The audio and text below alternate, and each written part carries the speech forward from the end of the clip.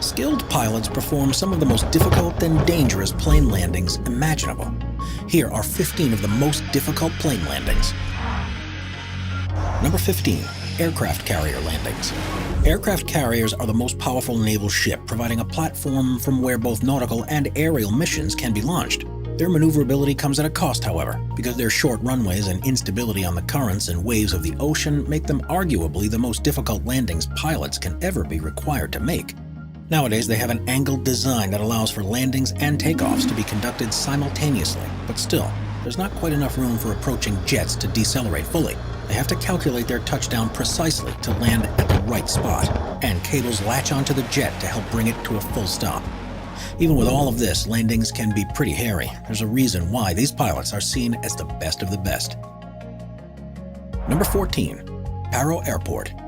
Paro Airport is the only international airport in Bhutan, but in a country that's surrounded by the Himalayan mountains, the approach is tricky to say the least. Located in a valley near the Paro Chu River, the nearby peaks reach an altitude of up to 18,000 feet. And these, along with the unpredictable weather they create, means it's one of the most difficult landing spots in the world. In fact, pilots require a specific certification to fly here, and there are less than 24 who hold it. Even then, flights are only allowed during daylight hours and when the weather conditions are clear enough to see the runway and the surrounding terrain. But it certainly makes for a thrilling approach for everyone on board. Number 13. Courchevel Airport. Courchevel Airport serves a ski resort in the French Alps, and as you'd expect from a landing strip on a mountain, things are far from normal.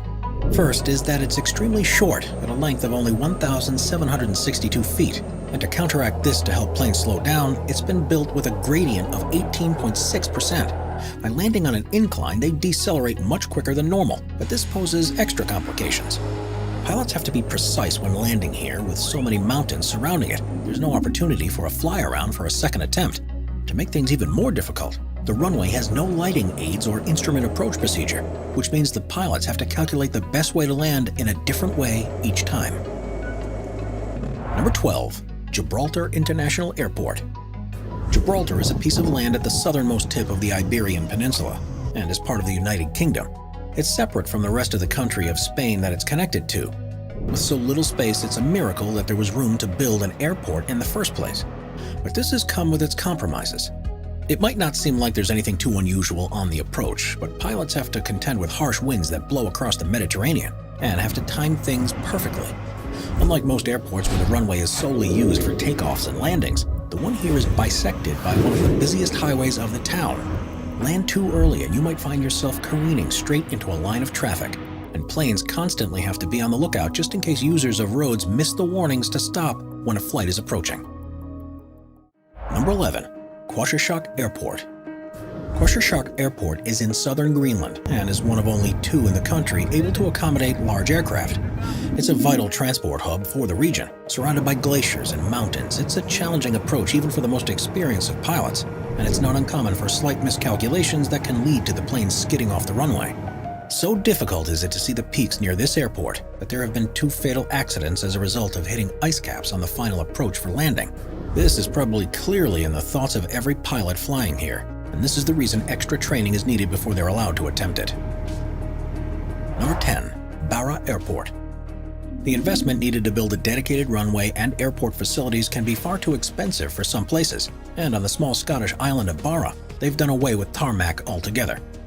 This is the only place in the world where regularly scheduled flights land on a sandy beach, and things have to be perfectly timed, because during high tide the entire runway is submerged beneath the water. Flights are limited to daytime hours only, but if there's an emergency at nighttime that requires an immediate evacuation from the island, there is the option of illuminating the beach with vehicle lights, with 3 layouts that provide a landing distance of between 2,600 and 2,800 feet. Only Twin Otters use the airport, and because of the astonishing views while touching down, it's no surprise that this is regularly voted as one of the top airport approaches in the world. It does, of course, require a steady hand on the part of the pilot to keep the plane under control, as one wrong move could result in ditching into a sand dune. Number 9. Matakane Airstrip. Lesotho is a small mountain country that's entirely within South Africa, and if you don't want to attempt one of the bumpy, steep mountain roads that lead up to it, your only choice is to go there by plane. With such remote villages and very little flat land, however, one of the runways in the country is possibly the most extreme in the whole world. Known as the Matakane Airstrip, it's mainly used by charities and medical flights to provide assistance to the nearby communities. It has a bumpy surface that's maintained by some of the locals, but the most notable thing about it is that it ends at a cliff that leads to a 2,000-foot drop. After navigating the peaks on the approach, pilots have to precisely touch down, otherwise they risk clipping the cliff edge. Takeoffs here are even more scary because the runway isn't long enough to achieve full lift, so the planes fall off into the precipice before gaining enough momentum to fly away. Before we move on, be sure to subscribe to Top 5s with notifications on. Number 8. Congonhas Airport. Congonhas Airport is one of the busiest airports in South America, serving the city of Sao Paulo in Brazil. But pilots have long warned that the approach, particularly towards the 1.2-mile-long runway 35, is so dangerous, it's risking potential tragedy. If you look out of the windows as the plane's about to land, you can't help but notice the high-rise buildings that surround you, and it feels like you're just skimming the tops of them during the final approach.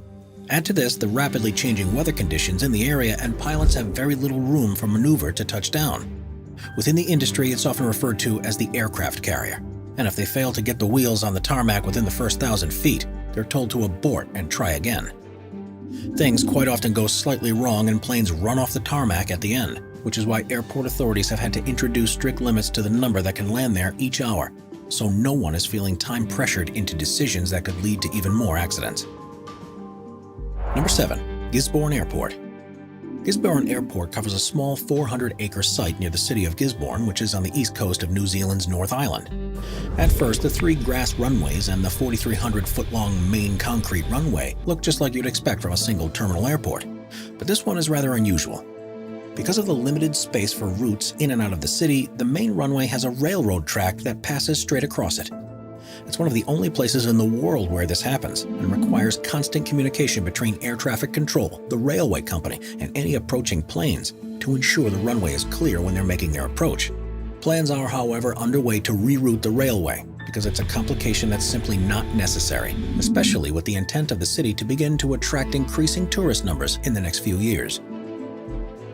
Number 6. Tioman Airport.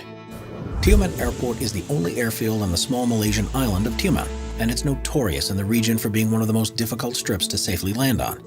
The problem isn't anything to do with the 3,254-foot-long runway itself, but the approach to the tarmac, which you can only actually see just at the last moment before touching down. Pilots have to set themselves on a course that takes them directly towards a mountain range, and it's such a counterintuitive thing to do that a checkerboard target has been installed to help them keep on track. Just before they reach it, they have to make a sharp 90-degree turn to line themselves up with the runway and hope that they're able to land and stop in time. Overshooting it leads to a vertical drop off the cliff into the water, and crews often put on life jackets before landing just in case things go wrong, which they do far more often than you'd like to think. Number 5. Madeira Airport. When deciding on the best place to build an airport, the main priorities are enough flat land to construct the runway, and as few mountainous or hilly regions around as possible to give aircraft plenty of room for maneuvers. But what if this simply isn't possible? That's what the planners on the small Portuguese island of Madeira faced, and the result was one of the most hair-raising landings in the world. At first, there was only room for a runway that was 5,250 feet long, but after a nasty crash in 1977 where a plane smashed through a bridge at the end and came to a halt on the sandy beach beyond it, there was no choice but to extend it. The problem, though, was that there wasn't enough land to do so engineers built 180 columns that are 230 feet tall and support the extended tarmac over the beach. The result is now an approach that involves flying in low across the ocean and aiming towards a mountain peak. Pilots have to quickly bank right to line up on the heading towards the runway, and even though it's now much longer, they only have a limited time to safely land, otherwise they'll roll off and end into the ocean. The winds that blow across the ocean and are channeled between the mountains adds an extra level of complexity to every landing, and the airport is notorious for its bumpy and turbulent landings. Number 4. McMurdo Station. McMurdo Station is a United States research facility on the southern tip of Ross Island in Antarctica, and since it's so far away from the rest of civilization, the only feasible means of delivering supplies and personnel is by plane. The problem, of course, is that the surrounding terrain is completely covered by snow and ice, so its landing strip is unlike any other. It's rebuilt every year for the summer season, and by the time the sea ice begins to break up around December, flights revert to a more stable airfield further away. Amazingly, it's strong enough to accommodate large aircraft like C-5 Galaxies and Boeing 757s. And when it's in operation, pilots say that the ice almost feels like landing on concrete. The weather conditions are, of course, something much more tricky to contend with, and powerful winds can seem to appear out of nowhere. Whiteouts are of particular concern too, because if the wind picks up snow and ice into the air, it can virtually be impossible to determine where the sky ends and the land begins. One major difference too is that when planes come to a final stop after landing, the ice that it's on will sink several inches into the water below. This means everything has to be closely monitored by laser sights to prevent losing aircraft into the water. The only accident to ever happened here took place in 1960, when a Lockheed EC-121 Morningstar crashed on its approach. All of the crew survived, but because the plane was stuck in the snow, no attempts were made to recover it, and it was simply allowed to sink into the water when the ice melted in the spring. Number 3. Tenshing Hillary Airport. In 2019, Tenshing Hillary Airport was named as the most dangerous in the world. And the more you learn about this place, the more you realize why it was a deserved title. It's located in the town of Lukla, which is in eastern Nepal, and is where many people who are planning to climb Mount Everest fly into. At an altitude of over 9,000 feet, it's surrounded with mountainous terrain, with a steep drop at the end of the runway, and a solid wall at the other. Flying at these heights poses extra problems because of the thin air, which reduces lift and air resistance, meaning it's more difficult to generate enough power to fly, and it takes longer to slow down. This makes trying to land on one of the world's smallest runways extremely tricky, and there's no room for second chances because there simply isn't the space to fly around and try again. Bad weather further compounds the issues, and when the clouds are low, it's almost impossible to see where the runway starts, and this has been the cause of several accidents in recent years. The one thing in pilots' favors is that the runway is at an angle, which helps them to slow down once they've stuck the landing. Only helicopters and small fixed-wing aircraft are allowed to travel to this airport, and pilots each have to have special training about the place's unique quirks before they're even allowed to attempt it. Number 2. High wind landings. When conditions are perfect, aircraft are one of the safest and most comfortable ways to travel, but things can quickly change when the wind picks up, especially during the most dangerous part of any flight, the takeoff or landing. Pilots aren't affected too much if there's a head or tailwind, but the real difficulty comes when there's a crosswind, and the stronger it is, the more complicated performing a landing becomes. This is when pilots earn their wages because there's no computer system in the world that can replace their instincts and quick reactions to safely bring the plane to a stop. The main thing they try to do is keep the nose of the plane facing towards the wind, which is a process called crabbing. This ensures that they can keep flying in a straight track across the ground, but results in the strange appearance that the plane is about to land at an angle to the direction of the runway. Of course, flying like this is perfectly okay when you're in the air, but the most critical moment is the transition between this stance and what happens when the wheels hit the tarmac. Different aircraft are designed to do this in various ways, but for the largest passenger jets, the technique is called the decrab during flare. And if you watch closely, you should be able to see it taking place. This is when the pilot keeps the wings as level as possible while maintaining the crab into the wind. And as it approaches the runway, the pilot pulls back on the stick as they would normally, something that's known as flaring. This causes the rate of descent to decrease and raises the nose of the aircraft, and just before the wheels touch down, there's movement of the rudder to straighten it up in line with the runway. If this isn't enough to be concentrating on, there's one more thing they need to watch out for. At the moment they straighten the aircraft, lift is generated beneath the wing that the crosswind is blowing onto, and the control wheel needs to be adjusted to compensate for this. This means that landing under these conditions, a pilot while traveling at 160 miles an hour is simultaneously pulling back on the control stick, using it to turn into the wind, and using their feet to control the rudder pedals. Number 1. Rancho e Roskin Airport. The Dutch island of Saba is one of the most beautiful in the Caribbean, but when the decision was made to build an airport there, it was only one piece of land that was flat enough for a runway, and it barely had enough space for a 1,312-foot piece of tarmac, which is only slightly longer than there is on an aircraft carrier. Unsurprisingly, the airport isn't used by jets, and the only planes that land there are small twin otters.